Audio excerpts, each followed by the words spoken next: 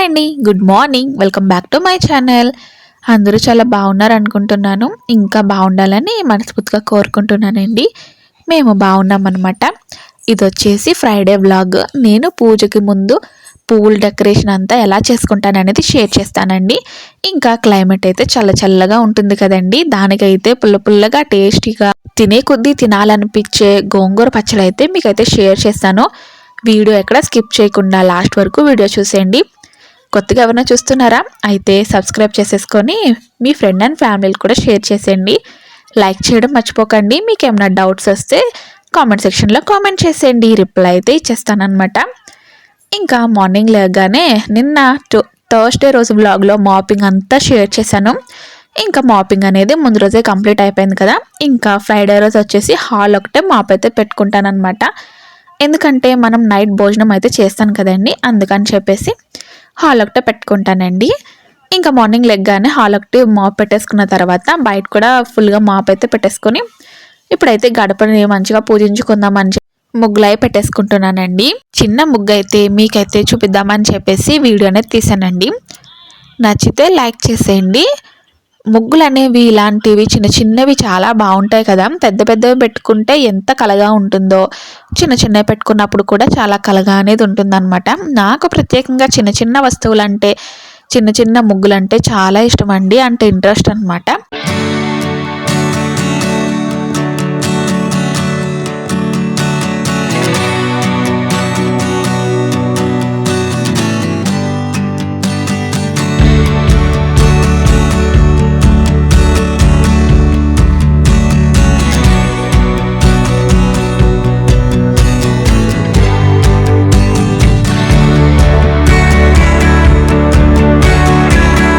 ఇలాగా చిన్నగా క్యూట్గా ముగ్గు అనేది కంప్లీట్ అయిపోయింది.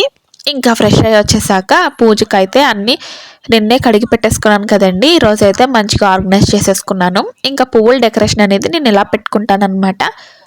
ఖచ్చితంగా నాకు కుదిరితే మాత్రం కేవలం విరజాజులు మాత్రం ఫ్రైడే రోజు పెట్టడానికి ట్రై చేస్తానండి లక్ష్మీదేవికి. ఈ విధంగా డెకరేషన్ అనేది చేసుకుంటానండి.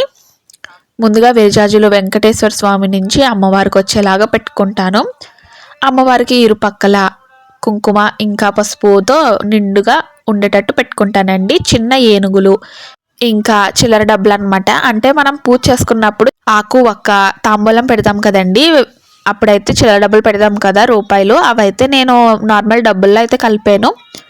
ఇలా అమ్మవారి దగ్గర అయితే పెట్టుకోవడానికి అని చెప్పేసి ఉంచేసుకుంటాను అనమాట. ఎక్కువ క్వాంటిటీలో వచ్చినప్పుడు ఏమైనా పూజకి సంబంధించినవి అంటే కుందులు లేకపోతే కింద పెట్టుకునే ప్లేట్లు అలాంటివి కొనేస్తూ ఉంటాను అనమాట. ఇంకా ఇక్కడైతే అన్ని డెకరేషన్ అయితే కంప్లీట్ అయిపోయింది. చిన్న పూజ గది కదండి, ఎక్కువ పువ్వులు అయితే అవసరం ఉండదు. వీక్లీ 2 times అయితే నేనైతే పువ్వులు అయితే పర్చేస్ చేస్తాను బయట.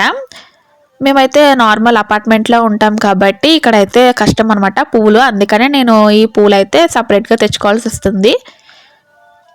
ఇంకా దీపం పెట్టేసుకొని దీపానికి పసుపు కుంకుమ అనేవి ఇలా చూపించేస్తాను అనమాట. ఈరోజు అయితే అమ్మవారికి ఆవు పాలతో పాయసం అనేది చేశాను. ఇంకా వేడివేడి పాలు అంటే గోరువెచ్చని పాలు కూడా అమ్మవారికి ఇచ్చానండి. ఇలాగా మనం శుక్రవారం నాడైనా ఏ రోజైనా సరే పాలు నైవేద్యంగా పెడితే అమ్మవారికి చాలా ఇష్టం అంట. ఇంకా పూజ అయితే కంప్లీట్ అయిపోయిందండి. నేనైతే పంచోపచారాలతో పూజ అనేది చేసుకుంటానండి. నిత్య పూజ అనేది కూడా ఈ విధంగానే చేసుకుంటాను, కానీ శుక్రవారం నాడైతే కొంచెం మంత్రాలు ఇంకా పాటలు ఎక్కువ చదువుకుంటానన్నమాట. పంచోపచారాల పూజ అంటే ఫస్ట్ గంధము, పువ్వులు, ధూపము, దీపము, నైవేద్యం ఏది చేస్తే అది ఏం పెట్టినా సరే అమ్మవారు స్వీకరిస్తారండి. అది మన తృప్తి అనమాట. ఇంకా ధూపం వెలిగించేసుకొని ప్రత్యేకంగా సాంబ్రాణి అయితే వెలిగించుకుంటానండి శుక్రవారం నాడు. నిత్య పూజలో అయితే నార్మల్ ధూప్ స్టిక్స్ దొరుకుతాయి కదా ట్రయాంగిల్ షేప్లోవి, అవి అయితే పెట్టుకుంటాను. ఇంత చక్కగా పూజ అనేది కంప్లీట్ అయిపోయిందండి. నా పూజ కనుక మీకు నచ్చితే ప్లీజ్ అండి ఒక లైక్ చేసేయండి, నచ్చితే కామెంట్ కూడా చేసేయండి. ఇంకా లంచ్లోకి వెళ్ళిపోతే ఈరోజు వచ్చేసి గోంగూర పచ్చడి అని చెప్పాను కదా. అయితే వర్షాలు పడుతున్నాయి కదండి, మనకి పుల్ల పుల్లగా కారంగా తినాలనిపిస్తూ ఉంటుంది. అందుకనే ఈసారి ఖచ్చితంగా తీసుకురమ్మని చెప్పాను అనమాట. సండే మార్కెట్లో మా హస్బెండ్ అయితే తీసుకొచ్చేసారు. పచ్చడి అనేది అందరికీ చాలా ఇష్టం కదండి. గోంగూర అంటే నాకైతే ప్రత్యేకంగా చాలా ఇష్టము.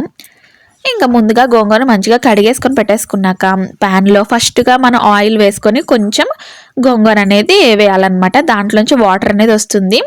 తర్వాత కారానికి తగినట్టు పచ్చిమిరపకాయలు, ఇంకా ఒక్క టమాటా, వంకాయ ఉంటే వంకాయ కూడా వేసుకోండి, చాలా బాగుంటుంది టేస్ట్.